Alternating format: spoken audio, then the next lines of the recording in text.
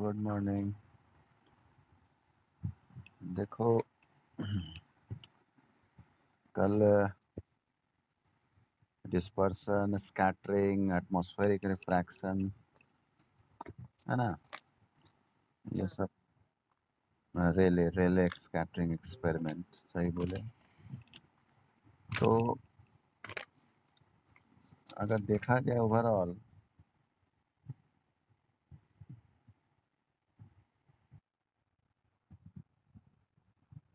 हाँ, एक्चुअली यहाँ पर यही बात उठता है कि आप क्या करते हैं कि साइज ऑफ द पार्टिकल को कंसीडर करते हैं।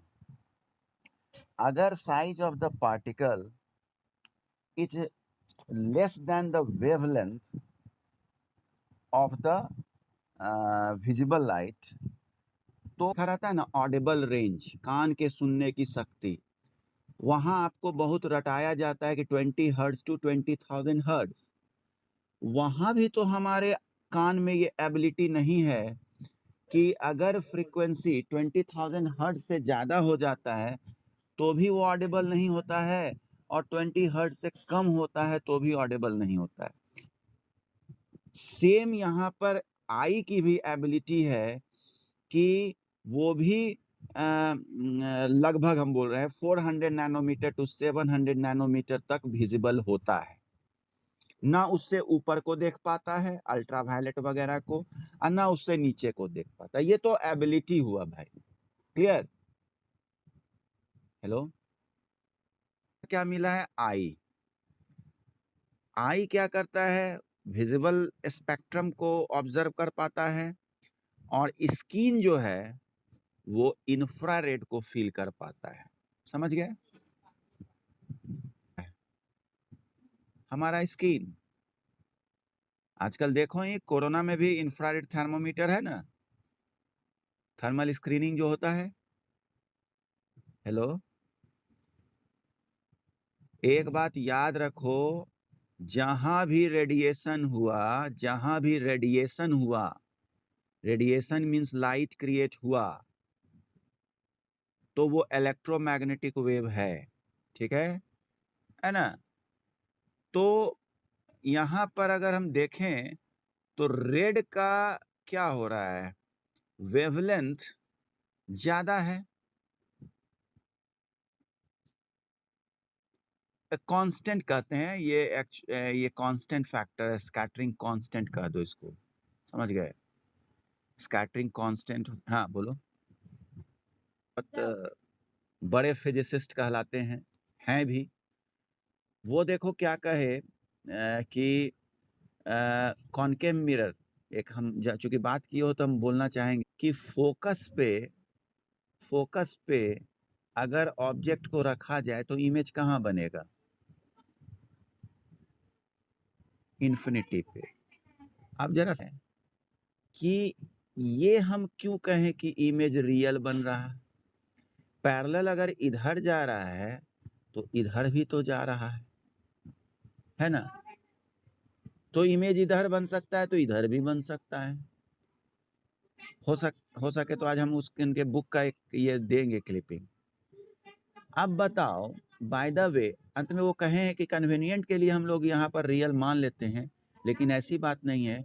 इमेज हम यहाँ वर्चुअल भी कह सकते हैं कि वहाँ भी इन्फिनिटी में बन रहा हो। अब बताओ, ये बात तुम बोर्ड में अगर लिख दोगे, है ना, अंजुली कुछ हिंदी में शुद्ध हिंदी कहा जाता है कि हाथ ऐसे ऐसे हम बना के बता, ये ऐसे ऐसे ऐसे करके हम हाथ में पानी ले जा रहे हैं कि, और हमको पानी, हाँ, और ये ऐसे करके पानी ले जाएंगे हम 1 किलोमीटर, कितना मेरे हाथ में पानी रहेगा जी? इससे निकल जाएगा कि नहीं? निकलेगा ना? सूख नहीं जाएगा, कहो गिर जाएगा, कहीं कहीं गिर जाएगा। इसी को तुम मानो स्कैटरिंग। लेकिन वही तुम कटोरा में लेके पानी जाओगे तो आराम से चल जाओगे। क्यों चल जाओगे? क्योंकि जरा सा भी पानी नहीं गिरा, मतलब जरा सा भी स्कैटर्ड नहीं हुआ। बात समझ में आई? तो वही बात है मेरा कहना ये है कि स्कैटर को तुम ऐसे समझो कि हम एक पानी को ऐसे हाथ में ले जा रहे हैं 1 किलोमीटर, तो पानी क्या है गिरता जा रहा है, इधर-इधर से गिरता जा रहा है, यानी बिखरते जा रहा है और हम पानी नहीं पहुँच पाएँगे अपने मंजिल पर लेकर।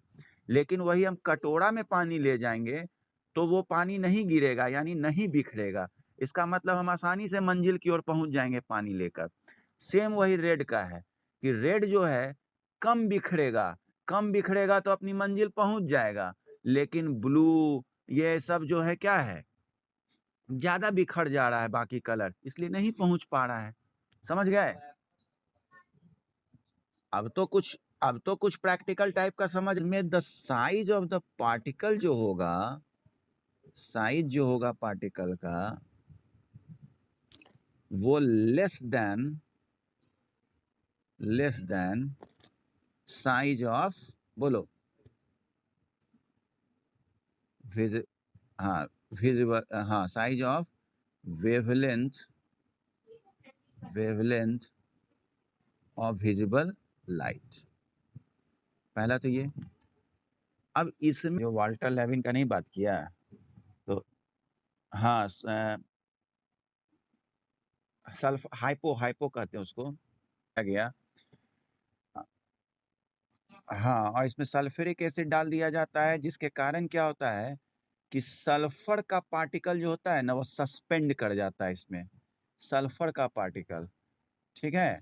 सोडियम थायोसल्फेट के सॉल्यूशन में हम लोग सल्फ्यूरिक एसिड यदि डाल दें, तो सल्फर का सस्पेंडेड पार्टिकल, और ये सल्फर पार्टिकल का साइज़ इतना छोटा होता है, जो आपको ये कंडीशन को फुलफ़िल करता है।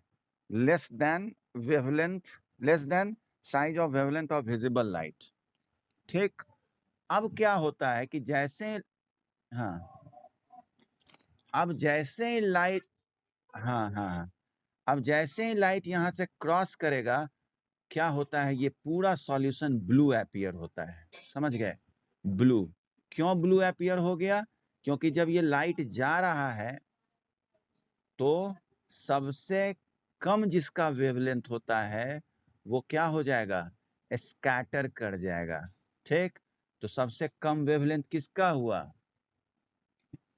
कि यहाँ जो भी रे आया, सब कन्वर्ज हुआ और यहाँ हमको पैच मिल रहा है, दैट इज़ ऑफ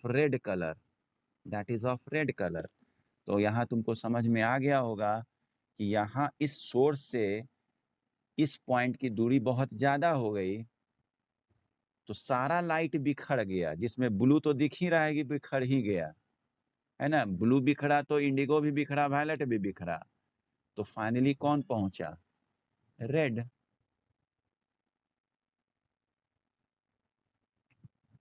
हाँ, हाँ, यही बात है, यही चीज़ समझाना चाह रहे थे कि सनराइज़, सनसेट के टाइम में यही बात होता है कि सारा रोशनी यहाँ बिखर चुका है, ठीक है? और यहाँ हो सकता है कि थोड़ा बहुत ऑरेंज भी आ रहा होगा, येलो भी आ रहा होगा, लेकिन रेड ना डोमिनेट करेगा। अब थोड़े है कि हल्का ऑरेंज, हल्का थोड़ी दिखेगा। उसी तरह से यहाँ भी है। हाँ जी।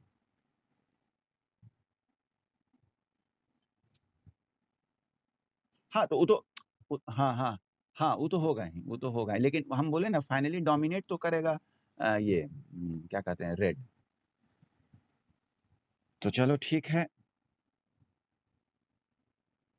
हाँ, उसका कारण है जितना सल्फ्यूरिक एसिड डालेंगे ना, तो ये सोडियम थायोसल्फेट से रिएक्शन होगा, तो सल्फर का जो पार्टिकल होगा ना, वो ज़्यादा सस्पेंड होगा।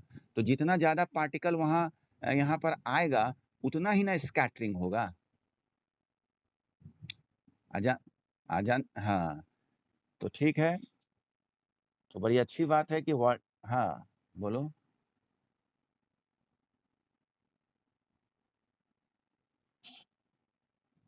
सुनो ना, हम नहीं, नॉन मेटल मेटल नहीं आना चाहिए। हम आज थर्सडे को हम लोग का साइंस टीचर का मीटिंग होता है, उसमें हम लोग डिस्कस करेंगे, समझ गए? तब बताएँगे। क्योंकि कुछ चैप्टर तो